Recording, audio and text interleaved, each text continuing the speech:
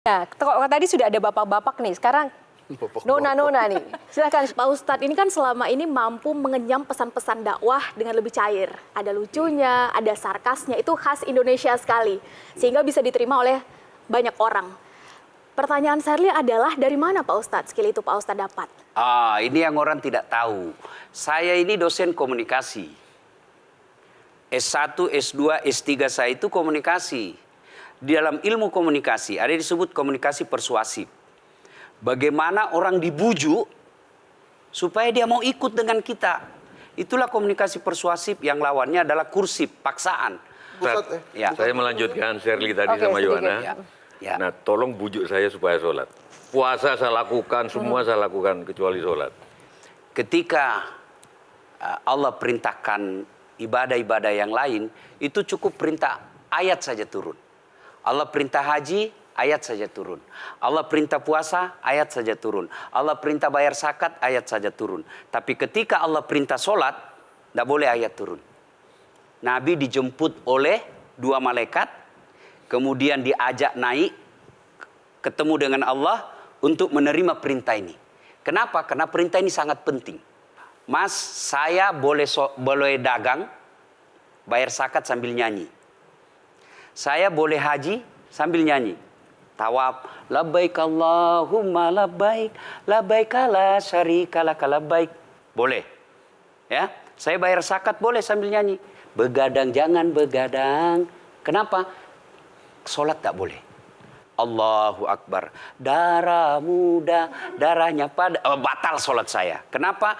Inilah puncak penghambaan kepada Allah. Jadi puncak penghambaan kalau saya meraku hamba, sholat. Yang paling mulia dalam tubuh kita, kepala. Adik-adik bercanda dipukul pantatmu masih senyum.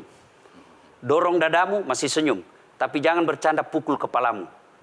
Tak, kau pukul kepala saya pasti saya marah. Kenapa? Harga diri di sini. Tapi ketika kita sholat, anggota tubuh yang paling mulia, kepala, rendahkan seperti kakimu. kita akan masuk ke next box. Ini penting. Kalau saya sudah mulai ini. Oke. Ya, karena kalau ketika saya mau sholat, saya melihat banyak koruptor sholat. Ya. Saya melihat banyak orang sholat yang kalau saya ajak ngomong main HP, nggak punya adab. Yang paling enak memang sholat tidak korupsi. Yang paling nyaman memang, paling ideal sholat jujur. Tapi wala talbisul haqqa bil batil, kata Allah. Allah tidak mencampurkan antara hak dan batil. Sholatmu beda, puasamu beda, maksiatmu beda. Itulah sehingga Allah hadirkan 2 malaikat. Rakit dan atid. Mencatat yang baik di baik, yang salah salah. Tapi ini setan kan tidak membiarkan itu. Maka setan masuk. Nah, dia sholat tapi dia korup. Tapi Allah Maha Adil. Maka ditimbanglah nanti. Mana yang lebih banyak, kebaikanmu atau keburukanmu. Kalau dia baik amalnya, tapi tidak ada sholatnya, sia-sia. Kenapa? Passwordnya kebaikan itu, kuncinya itu adalah sholat. Ustadz ketika naik haji, naik pesawat. Pesawat itu mungkin dibikin orang yang nggak sholat. Iya, betul. Terus gimana dong? Nah, kursi itu mungkin dibikin orang yang nggak sholat. Iya, betul. Terus? Nah, bagi orang yang tidak sholat itu, Allah nanti perlihatkan amalnya. Yang ciptakan listrik ini luar biasa amalnya. Iya. Saya bisa dakwah karena ada mic. Iya. Dan mic itu dari orang non-muslim yang ciptakan. Maka Allah nanti pamerkan. Ini kau punya amal. Ini 10 Buddha, 10 miliar kau punya amal. Mana passwordnya? Mana kuncinya? Kuncinya itulah sholat. As-sholatu imanuddin, as-sholatu miftahul jannah. Sholat itu kunci kebaikan, sholat itu tiangnya agama. Sebuah bangunan, dia bisa berdiri tanpa dinding. Sebuah bangunan, dia bisa kokoh tanpa atap. Tapi ketika bangunan tidak punya tiang, pasti tidak kokoh. Tiang itulah dalam agama sholat.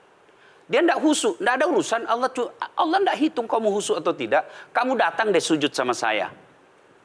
Ya. Sudah sholat, idealnya dia bersih. Karena tidak mungkin sholat kalau dia tidak wudhu. Tapi kok ada orang sholat tapi jorok.